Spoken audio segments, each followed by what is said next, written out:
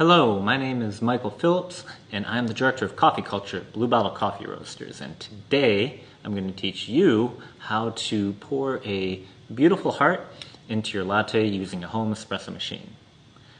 So, what is latte art? Well, at its most basic, latte art is using steam textured foamed milk to create a beautiful intentional pattern into the surface of espresso for your beverage.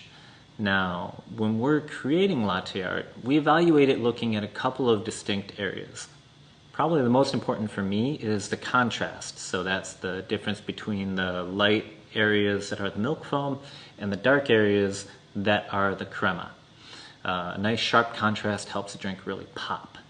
Then we're looking at definition. Definition is that sharp edge that defines the pattern, creating the boundary between the light and the dark areas. And that's usually determined by the quality of your milk. Then we're looking at centering and balancing. Is the pattern right in the middle of the cup, and are both sides of it equal and proportional? And last but not least, we want to make sure that the pattern is intentional. You know, someone looks at it, can they say, yeah, that's a heart, or it's a leaf, or it's a flower? Trying to avoid a Rorschach test, but you'll probably get a few of those as you start practicing. So what about pouring? Well, we tend to use two different techniques when we're pouring latte art. We think about the proximity and we think about the flow rate. So proximity is how close you are to the surface of the espresso. If you are farther away from the espresso surface, the milk is more likely to punch below. If you're closer to the surface, the milk is more likely to slide on top, and this is what you want to use for that marking portion of making the latte art. The higher proximity is what you'll use for raising up the crema. Then you also have the flow rate. So how fast are you pouring? If you pour very slow, you're going to be keeping more foam back in the pitcher. If you pour very fast, you're going to be dumping more foam out. And again, you'll tend to use different flow rates at different parts of the pour. When you're just first starting off, you may have a slightly slower flow rate because you're trying to reserve some of that foam for the marking stage when you get down lower. Or if you're trying to make a really big pattern, you may really dramatically increase that flow rate so that you can push out more of it onto the surface. But controlling proximity and flow rate are going to be the two keys to success in making great latte art. So let's talk about the steps of pouring lattes.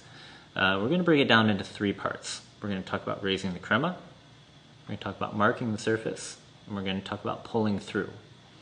So when you're raising the crema, again, you're going to be using a higher proximity and a low to medium flow rate because you want that milk to punch below the surface.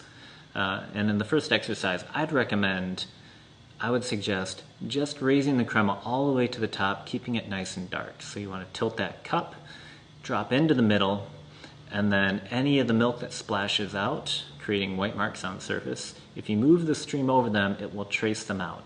And do this bringing the surface all the way up to the top of the cup, staying nice and dark.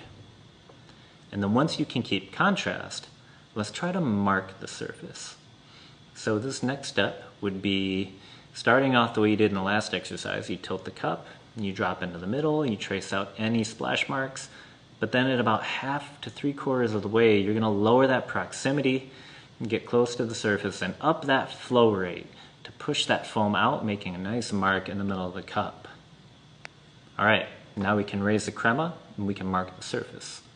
Last is tying it all together by doing a nice little pull through to create the heart.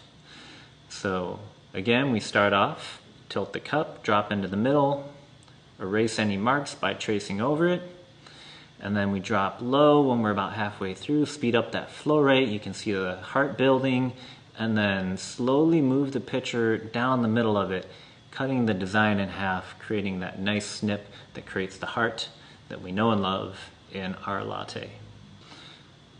And that's it. Those are all the steps to pouring a beautiful heart pattern in a latte. Couple last pro tips. Number one, always all about the milk. You have to have great textured milk if you want to be able to pour anything good. So it always comes back to that.